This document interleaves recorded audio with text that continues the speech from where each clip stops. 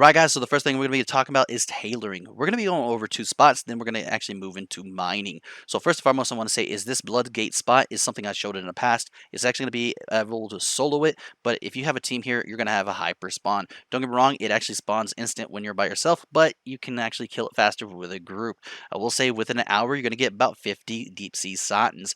One thing you need to notice is that you will not be able to actually use tide spray for any new equipment when it comes out in the next patch, as far as I know, and what my guide I actually did it on. I do want to say right now too as well that there is another spot that actually shows really promise, and honestly I think it might be known or it might not be known, but I do want to bring it to you as my subscribers, and that's going to be here.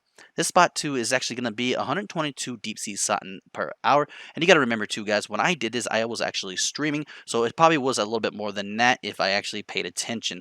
I do want to say right now too as well, within an hour I got 1,808 cloth, and I actually got 32 greens, and all that equals up to a total of 6,533 raw gold, and that's including the raw gold drop that just dropped from mobs. And the reason why is that much is because with the bracers that I make for them, I sell the bracers to the vendor and so forth. Now you can get those bracers and actually break down to explosive, and there is a rumor going around that explosive has been nerfed, and I have to say right now it has not. I have tested my own ways, and honestly the explosion is just as good as it ever has been. Sometimes you get lucky, sometimes you don't get lucky, and plus guys, remember we actually learned the hard way, PTR does not actually show what live is. But with that said, I do want to stress one thing, okay? Even if tide spray is not going to be used in 8.2, which is not, what you're going to want to do here is come here, of course get all of the deep sea satin and put that aside for 8.2.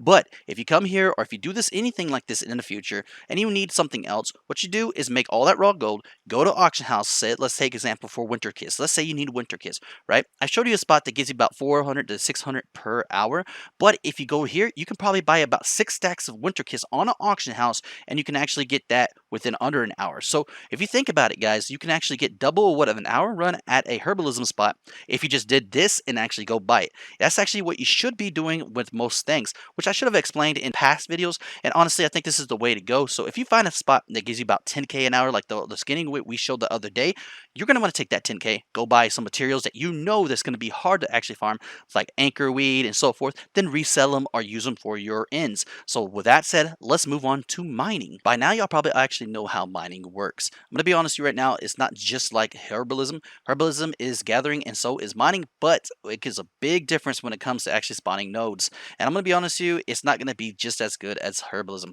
So with that said, we're going to show you 3 spots that actually are pretty good, but I don't know if they're the best because honestly, you can't really tell because they're always going to spawn in different locations.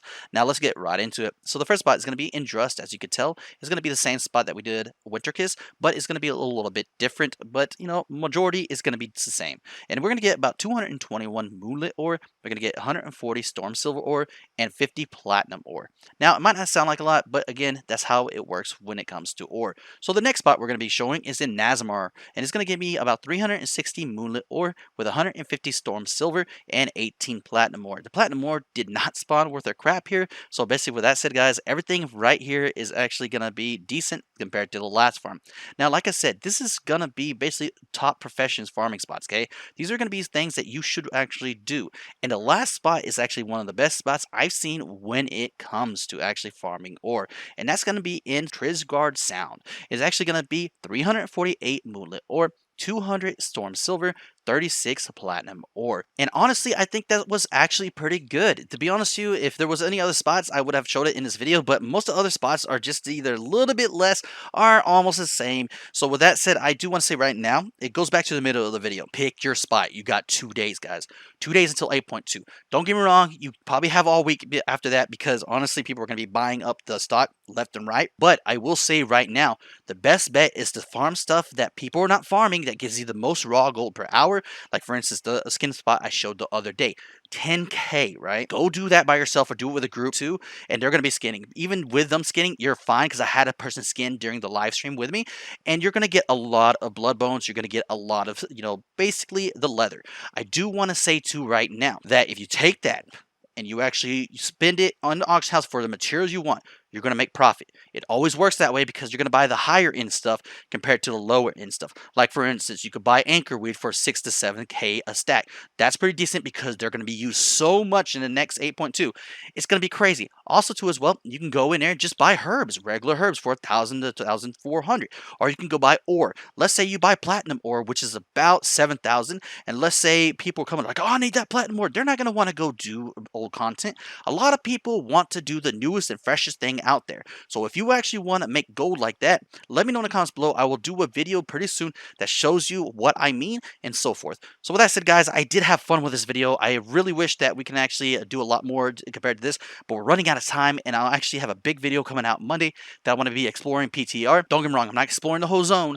I'm just going to explore some spots that I think that you're going to want to do when it comes live. Now, don't get me wrong, we're not going to go over results because remember, guys, last time we did that, the results changed. So we're going to actually go there with the mobs. And the mobs are not going to change. The mobs are going to be there. And they're actually going to be probably more because the zone is going to be full of people playing the game.